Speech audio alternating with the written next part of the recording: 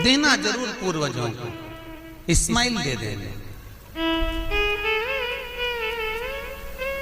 लोग कहते हैं ये 16 दिन अच्छे काम नहीं करना चाहिए, 16 दिन ये मत लो, 16 दिन वो मत लो। कौन सी पुराण में लिखा है? एक बार मुझे वो पुराण जरूर बताना कि 16 दिन ये सामान मत खरीदना, 16 दिन ये चीज मत लेना। क्योंकि शिव महापुराण में और शास्त्रों में वर्णन आता है कि 16 दिन श्राद्ध के हैं, ये पूर्वजों के हैं। आप पूर्वजों का नाम लेकर अपने पितरों का स्मरण कर कर तुम्हारी मर्जी पड़े वो खरीदो, तुम्हारी मर्जी पड़े वो लाओ, पर सबसे पहले उन पूर्वजों को सम्मान पूर्वक वो वस्तु समर्पित कर दो कि आपकी है, आपको संभालना है, आपने दी है, आपके द्वारा आई है। पूर्वज खुश होंगे। तुम्हें बढ़ता हुआ देखकर तो पितर खुद आशीर्वाद देते हैं।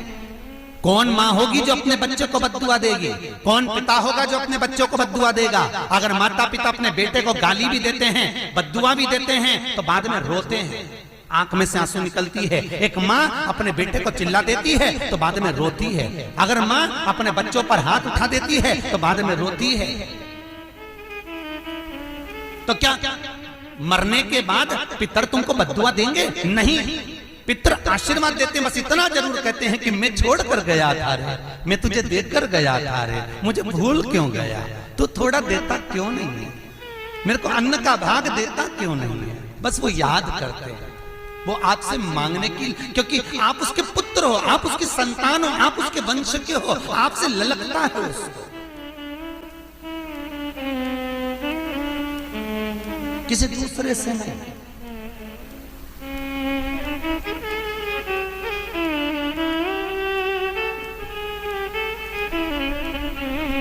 प्रेम दीजिए।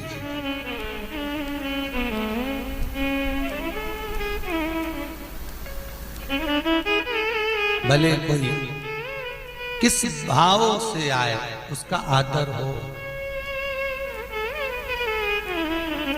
उसका सम्मान हो। कई लोगों का प्रश्न होता है, गुरुजी हम 4 भाइयों का परिवार है, पर पितृ दोष मुझ पर ही क्यों आ रहा है? मैं ही क्यों तकलीफ भोग रहा हूं? मेरे को ही क्यों कष्ट आ रहा है? मेरे ही क्यों पांव दुख रहे हैं? मेरे घर में क्यों ऐसी परेशानी आती है? सबकी सब तो सुखी है। ध्यान रखना, पितरों का जिससे लगाव होता है और जिसको पितरों ने दिया होता है, पूर्वजों ने दिया होता है, भगवान ने दिया होता है, लालसा उसी से होती है। भीख मांगने वाला, भिक्षा मांगने वाला भिखारी भी होता है, भिक्षुक भी होता है। तो गाड़ी देख लेता है कि 4 व्हीलर गाड़ी से आया है तो सेठ जी 10 रुपया देगा। कोई पैदल जाता है तो भिखारी भी सोचता है बेचारा क्या देगा, उसके पास तो खुद नहीं, पाँव में चप्पल नहीं पहना है, फिर भी हाथ फैला देता है कि दे दे तो ठीक है, नहीं तो कोई गाड़ी वाला तो देगा ना मुझको। उसी तरह घर के पूर्वज, घर के जो आहूत होते हैं, घर के जो पितर होते हैं, घर के जो वासुक होते हैं, घर के जो पूर्वज होते हैं, आशा उसी से लगते हैं जो दे सकता है। जिसके पास है ही नहीं उससे क्या आशा रखेंगे? जिसके पास कुछ है ही नहीं उससे आशा रखना क्या?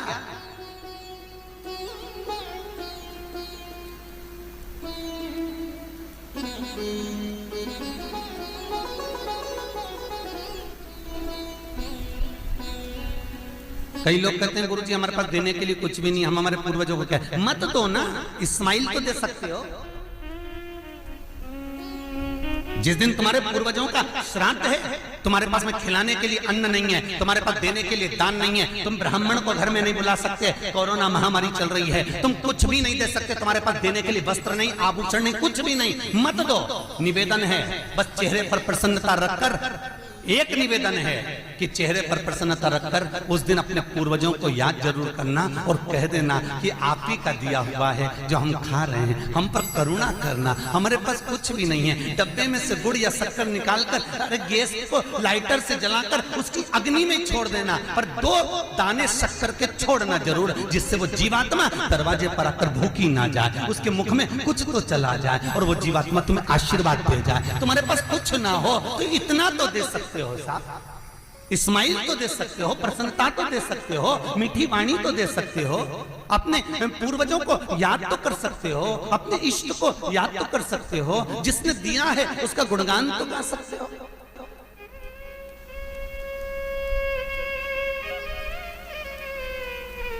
एक नई नवेली दुल्हन को पति ने एक नई नथनी लाके दे दी। कबीरदास जी लिखते हैं, नथनी दी यार ने तो दिया बखान।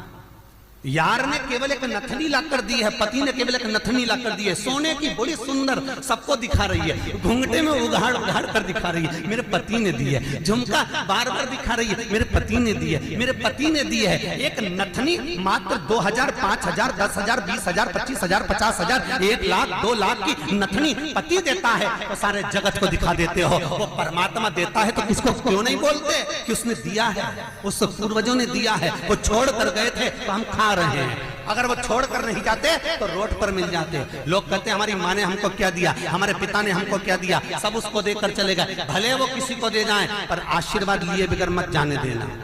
भले वो कितना भी पक्षपात करें, भले वो कितनी भी बेईमानी करें, भले वो कितना भी कपट करें, वो सारी जायदाद उठाकर किसी को भी दे दें, पर उन माता पिता का सम्मान जरूर करना, क्योंकि वो मरते मरते आशीर्वाद जरूर दे जाएंगे कि मैंने तुझे कुछ नहीं दिया, ले मैं तुझे आशीर्वाद देता हूँ, और तुम्हें आशीर्वाद मिल गया तो तुम निहाल हो गए। वर चाहिए, आशीर्वाद चाहिए, धन दौलत नहीं। श्राद्ध पक्ष की कथा कहती है, ये श्राद्ध पक्ष का जो वर्णन गरुड़ पुराण में कहा गया कि जीवात्मा सबसे पहले जाती है तो घर पर जाती है, जैसे जट्ठा और मट्ठा की कथा।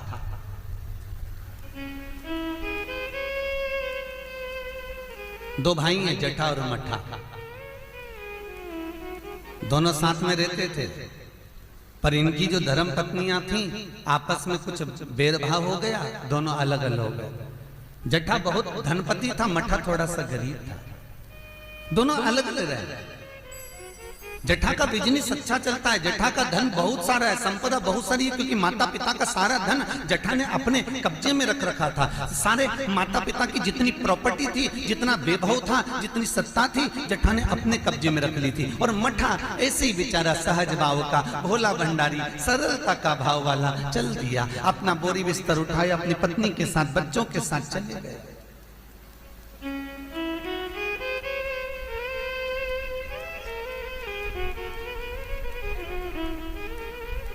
जट्ठा की पत्नी बोली, सुनो, इतना सारा गाड़ी बंगला जमीन जायदाद ढेर सारी है, 200 एकड़ जमीन, 200 बीघा जमीन है, 4 ट्रैक्टर हैं, गाड़ी बंगला ढेर सारा है, खूब वैभव बना हुआ है, पर अपन अपने घर में सेठ बनकर रहते हैं, पर दुनिया को क्या मालूम कि अपने पास कितनी दौलत है, कितनी जायदाद है, अपने परिवार वालों को, रिश्तेदारों को, किसको क्या मालूम कि अपने पास में कितनी सत्ता, अपन कितने राशि ठाट में रहते हैं। तो पति बोला क्या करना है?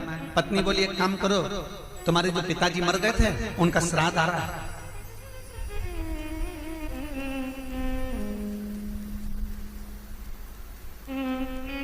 तुम्हारे जो पिता चले गए थे उनका श्राद्ध आ रहा है, एक काम करो, अपन अपने पिताजी का श्राद्ध रख देते, और श्राद्ध रखेंगे तो मेरे मायके वालों को और आपके पूरे परिवार वालों को, जो आपके रिश्तेदार हैं, मित्र हैं, दोस्त हैं, और मेरे मायके वाले, मेरी सहेलियां, मेरी बेस्ट फ्रेंड, सबको बुला ला, और उनको बड़े प्रेम से अपन भोजन करा देंगे। इतने में जट्ठा बोला कि भोजन बना तो, खिला तो देंगे, पर भोजन बनाएगा कौन? इतना सारा फैला हो जाएगा, उठाएगा कौन? इतने में तुरंत जट्ठा की पत्नी बोली, वो देवर और देवरानी क्या करेंगे? बाप तो उनका भी था, पिता तो उनका भी था, वो आए देवरानी, और देवरानी आकर भोजन बनाए, और देवर आकर बर्तन मांजे। चलो निमंत्रण सबको देने जा रहे हैं तो उनके घर भी चलते।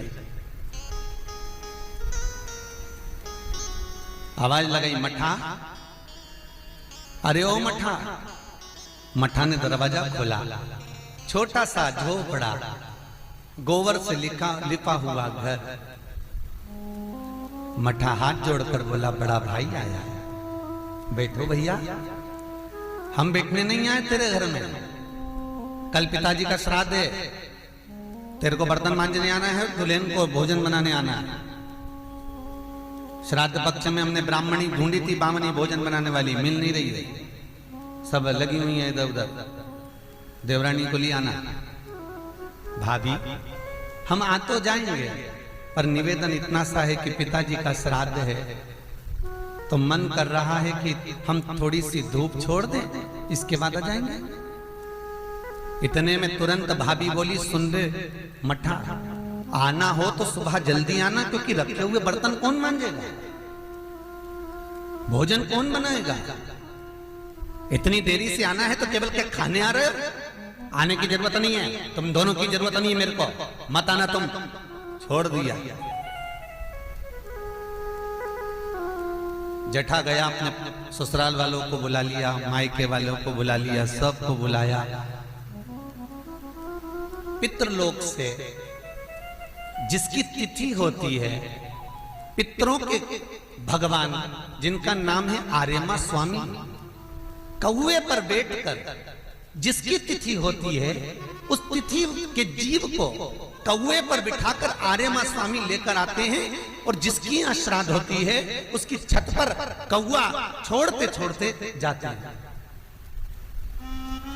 इसलिए हिंदू धर्म में श्राद्ध में कौवे का बड़ा महत्व होता है, क्योंकि पितरों के देवता आर्यमा स्वामी कौवे पर बैठते हैं, और उसी कौवे पर हमारे घर के जीवों को लेकर आते हैं। और सबसे पहले वो जीव कहां जाता है श्राद्ध पक्ष में? बहुत ध्यान से सुनना गरुड़ पुराण का ये चरित्र। सबसे पहले वो जीव कहां जाता है? जो घर का सबसे पुराना घर होता है, जहां पर घर का बड़ा बेटा रहता हो, जहां पर घर का पुराना मकान हो, पुराना घर हो, वहां वो जीव जाता है। 3 वृक्ष पितरों के तुल्य हैं। पहला पीपल, दूसरा बट वृक्ष, तीसरा बेलपत्र का वृक्ष। बेलपत्र का वृक्ष कभी अनायास श्राद्ध पक्ष में आप कुछ भी ना कर पाए, कुछ भी ना कर सकते हो, तो एक पत्ते के ऊपर कोई सा भी पत्ता ले लो, चाहे पान का ले हो, कोई पीपल का ले हो, कोई भी पत्ते के ऊपर एक पुड़ी, थोड़ा मीठा थोड़ा नमकीन रखकर अपनी कामना कर कर अपने पूर्वजों के लिए इन 3 वृक्ष के नीचे 16 श्राद्ध में किसी भी एक दिन आप वो भोजन को रखकर आ जाइए। अपनी कामना कर कर सुख का अनुभव होगा, पितरों को शांति मिलेगी। एक जट्ठा और मट्ठा की कथा हमने पहले कही है, वो भी हमारे पेज पे डली हुई है, आप उस पे से निकाल कर सुनना।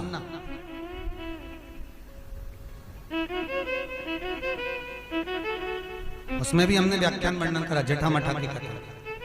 3 वृक्ष पितरों के तुल्य हैं, 3 पक्षी पितरों के तुल्य हैं, कौवा, हंस और गरुड़।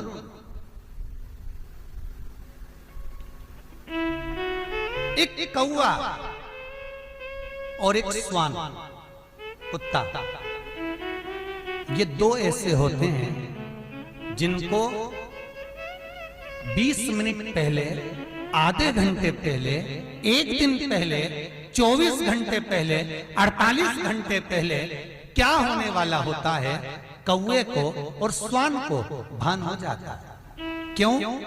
क्योंकि ये यमलोक में जहां यमराज निवास करते हैं, स्वान और कौवा उस स्थान का भाग ग्रहण करते हैं, और इनको ये ज्ञान पूर्व से यमराज से प्राप्त होता रहता है, पूर्ववान होता है, प्राप्त होता रहता है। एक कौवा एक स्वान प्राप्त होता रहता है। एक कौवा एक स्वान, कोई घटना घटने वाली होती है तो कुत्ता रोने लगता है, कोई घटना घटने वाली होती है तो कौवा आकर बैठ जाता है, कोई आ रहा है तो कौवा आएगा, कोई भाव सूचक है तो कौवा आकर बैठेगा। दरवाजे पर कैसे, उसका भी भान है, अटारी पर कौवा कहां बैठा है, दरवाजे पर कौवा कहां बैठा है, किस स्थान पर कौवा विराजमान है, उसका भी भाव हमारे शास्त्र में वर्णन है। 3 पक्षी, 3 वृक्ष पितरों के तुल्य हैं। पक्षियों में कौवा, हंस और गरुण ये पितरों के तुल्य हैं, जो अधोगति में मर जाते हैं, जिनको पिंड नहीं मिलता, तर्पण नहीं होता, ब्राह्मण का भोज नहीं मिल पाता, जो मर जाते हैं, जिनका अंतिम संस्कार तक नहीं होता, जिनकी गति बिगड़ जाती है, ऐसे जीव कौवे के अंश में प्रकट होते हैं, जो पूर्ण फल लेकर जाते हैं। पितृलोक में जगह नहीं होती, बैकुंठ में जगह नहीं होती, कहीं अगर जगह नहीं है देवलोक में, तो इनको कौवे के अंश में, गरुड़ के अंश में या हंस के अंश में डाल दिया जाता है। महाराज फिर अगला वर्णन किया, 3 पशु, कुत्ता, गाय और हाथी, ये पितरों के तुल्य होते हैं। शिव महापुराण की कथा कहती है, अगर श्राद्ध पक्ष में गया नहीं जा सकते, तो गाय के मुख में गयासुर ने वर दिया था कि गाय के मुख में अगर कोई गया नहीं आ पाएगा, तो गयासुर 16 दिन गाय के मुख में निवास करेगा। और गाय के मुख में श्राद्ध के समय पर अगर कोई रोटी देगा, श्राद्ध के समय पर जो भाग देगा, उसको गया जी में पिंड करने का पुण्य फल प्राप्त होगा। ये गयासुर का वर गौ माता के लिए था। तो गाय के मुख में 16 दिन तक गया क्षेत्र का पिंड का भाग प्राप्त होगा। कुत्ता, गाय और हाथी। स्वान को रोटी क्यों देते हैं? क्योंकि स्वान पितरों को अपना भाग प्रदान कर देता है। स्वान रखता नहीं है, चुका देता। फिर 3 जलचर है महाराज, जो पितरों के तुल्य हैं, मछली, कछुआ और नाग। पिंड जो बनाया जाता है वो पानी में दिया जाता है। मछली जिसको पाती है वो पितरों को प्राप्त होता है। कछुआ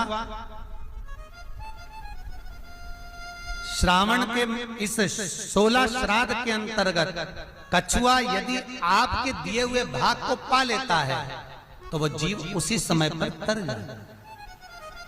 और महाराज नाग, वो भी पितरों के तुल्य माना।